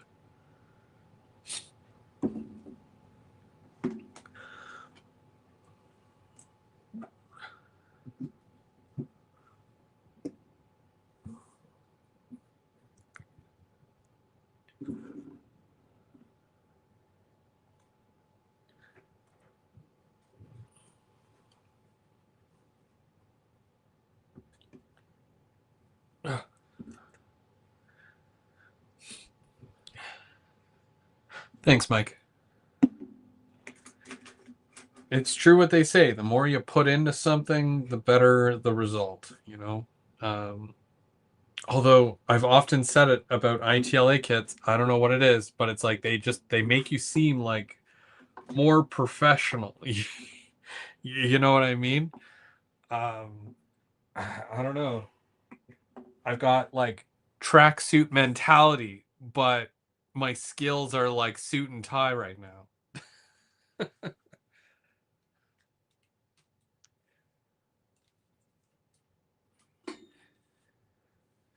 Happy as a clam, originating from the fuller phrase happy as a clam at high tide, because clams are safe from predators and easy to collect by humans during low tide.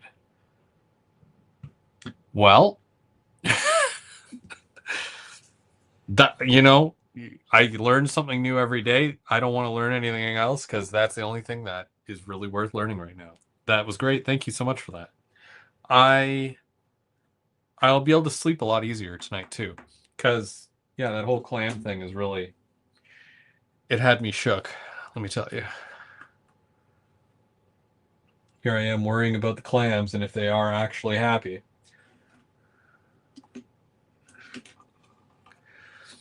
Can't text with a blade in hand cutting foam.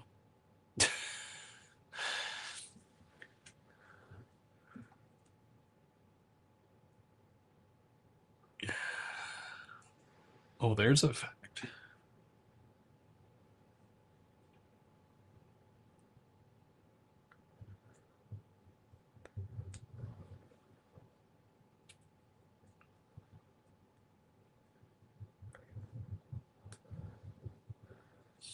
Okay, so I've got these are the last four pieces on this little piece. So what I do, I get all the big pieces off, and then when it comes down to like the little pieces, I end up saving them like this just to get rid of all that extra stuff. And then yeah, once it's all gone, then it's all gone, right? I just throw that little piece out.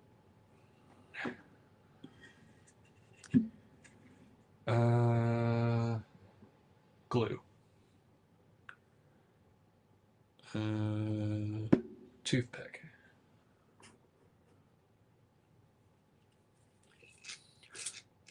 Hey Kyle, how's it going? The more you know, indeed.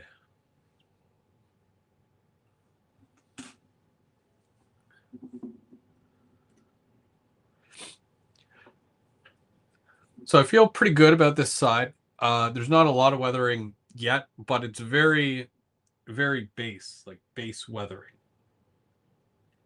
And it doesn't need to be some over the top thing until I really want to make it like look gross, right? Which, with something like this here, doesn't have to be, because even when you look at the building, it just doesn't, you can do it a lot cleaner. It doesn't have to be like some grunge top building that's run down to, or you could, because like, look at this. Like, see how grunge that looks? That looks pretty grunge. So grunge. Should be the Kurt Cobain warehouse, because it's totally grunge, man.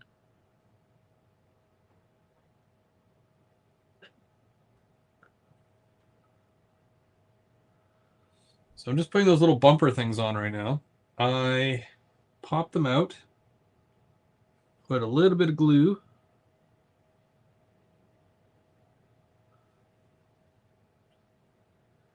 and whoop.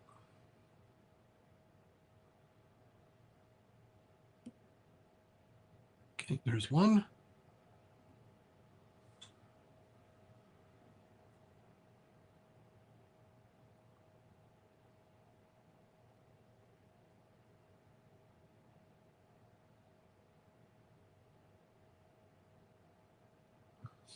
There's two.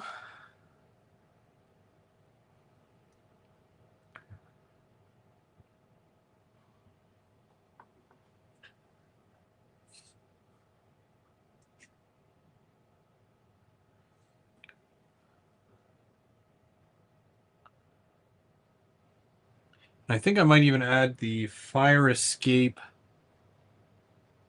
parts as well here, because they actually don't take up too much space as far as needing to weather. The ladders would, if I put the ladders on them. So I'm going to add those as well here.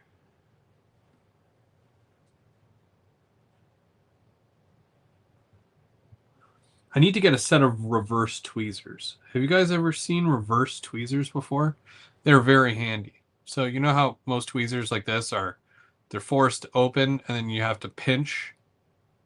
So the reverse tweezers, you pinch and it opens them. So they're naturally closed like that, and you squeeze it to open them. And it's basically for holding things, you know, still, right? Without having to, put all your pressure. Kurt Cobain grunge is a new level I hadn't thought of. I usually aim for somewhere between Gotham grunge and Blade Runner. I think of grunge. I think of Alice in Chains, Soundgarden, Motherlode, and Screaming Trees. Not so much Nirvana. I get it. It really depends on, your era. But, I mean, yeah, Alice in Chains for sure. Soundgarden. Yeah, Soundgarden. I don't know Mother Love Bone or the Screaming Trees. Probably before my time. That's what it is. Kyle, you're showing your age. Just kidding.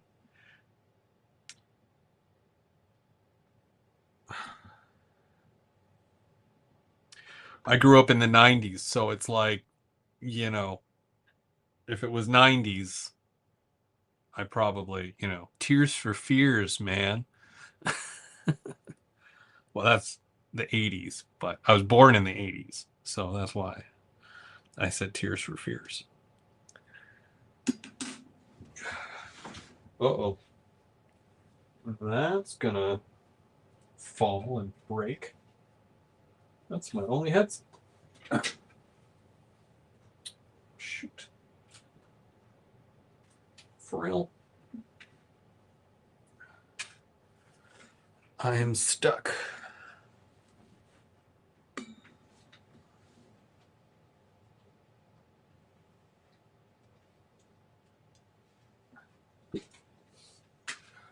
I just want... Yeah, there we go. Deal with that after.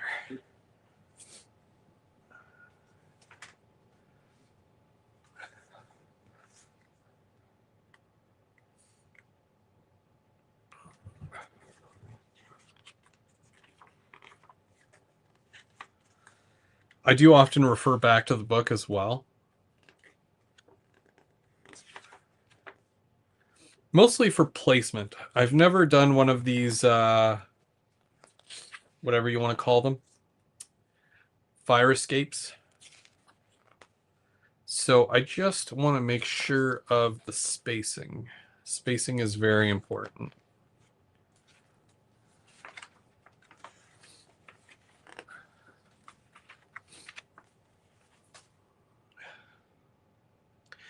So you could always say that the top part of the fire escape is the bottom part of the window.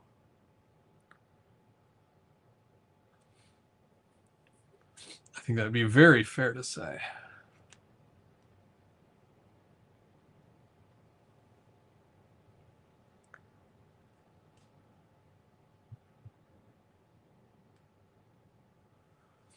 So then like that. Most of these guys stopped playing before I was born. I was born in 96. I don't listen to anything after 95. Wait, 1996? Okay, so yeah, I'm like way older than you then.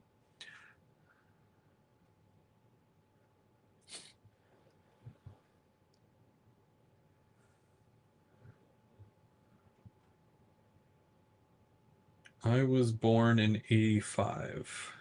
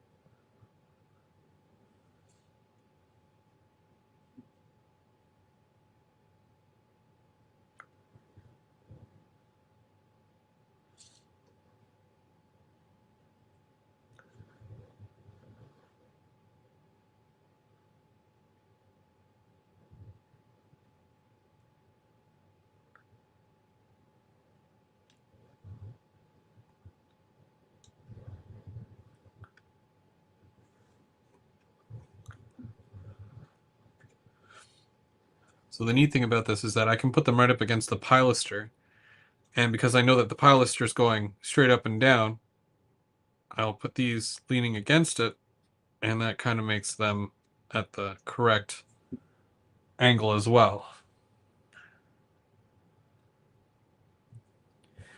So those will dry, and yep.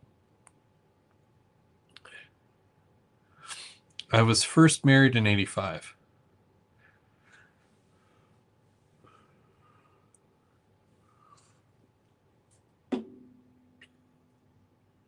Yeah, it's crazy when I think about it. Like next March, so like next month, I will be 41. And yeah, I want to put it on this side. I think that'd be cooler.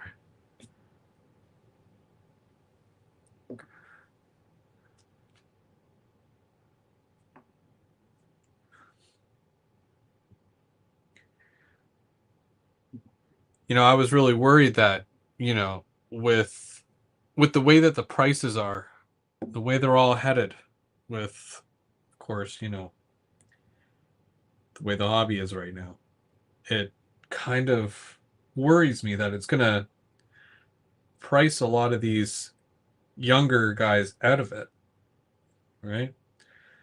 I mean, there's still ways to enjoy the hobby without spending, you know, boatloads of money. But when you see that brand new something or other and it's over $400, not everybody has $400. So you can't help but feel bad.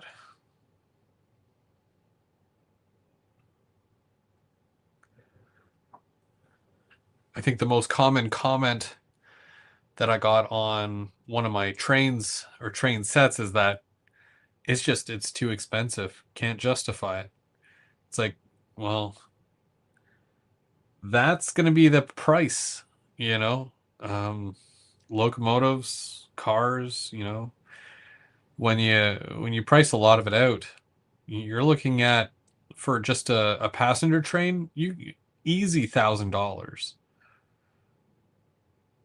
And then for freight, I mean, the locomotive itself is going to be 400. And then how many cars are you pulling? What kind of cars are you pulling? If you're doing auto racks, they're about $100 a car, some $120 a car. And you can still get the value cars from like Walthers. I think they're about like $65 a piece for an auto rack. But yeah, it's a concern when, a lot of these companies are charging a lot more for locomotives and whatnot. Won't somebody think of the children? I mean, I've got two kids. If they wanted trains, sure. They haven't really asked me for any. They like the ones I have, so it's not really a big deal. I buy a train. If they like it, they like it. If they don't, it's a whatever thing. So I don't have to worry too much about, going out and buying more trains than I already do. But I feel like at some point, somebody's kid or a kid at some point will want a train. and the train is going to be like stupid expensive. It's like, what can you do?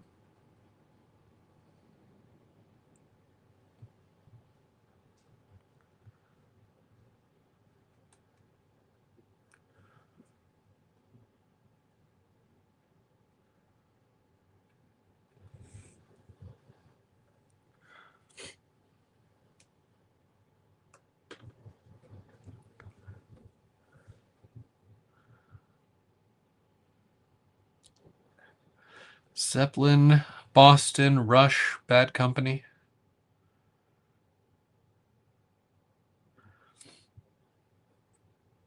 I enjoy Pink Floyd.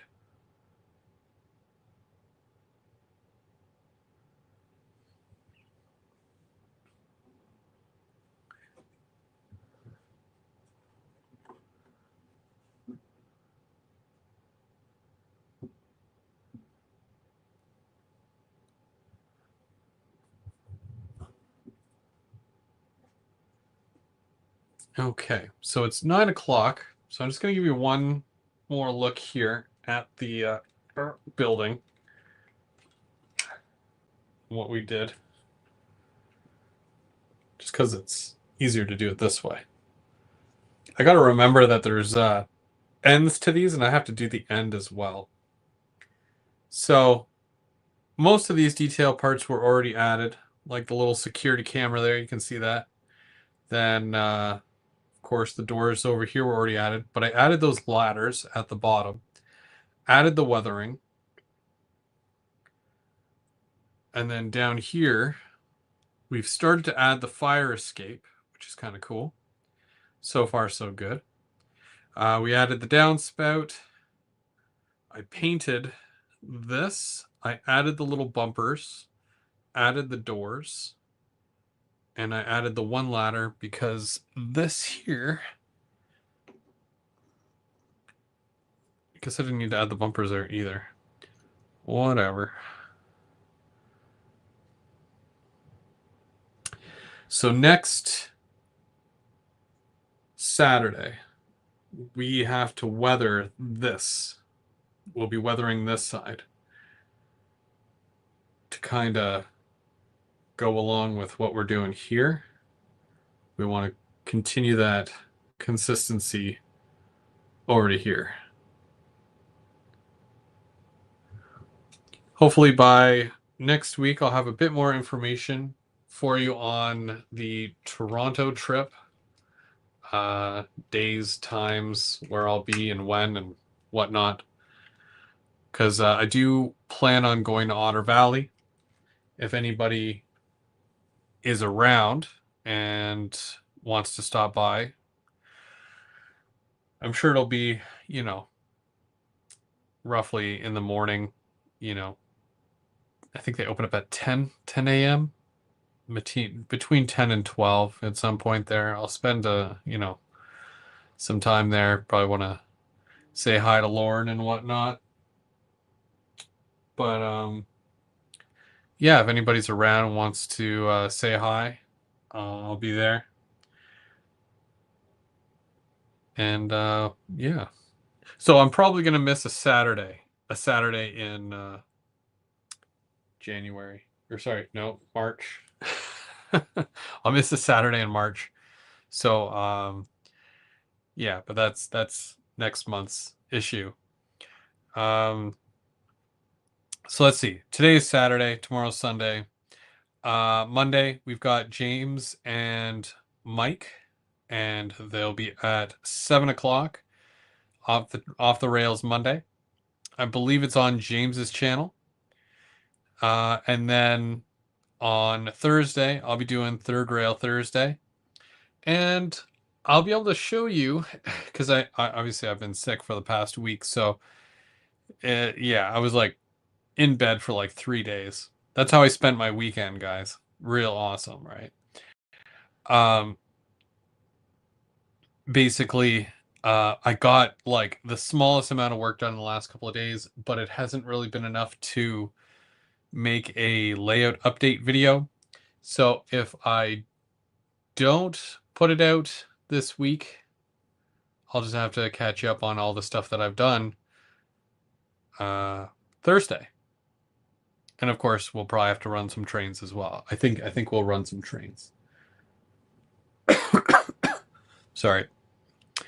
But for now, and of course, yeah, like I said, back next Saturday, and then we'll be weathering this side here.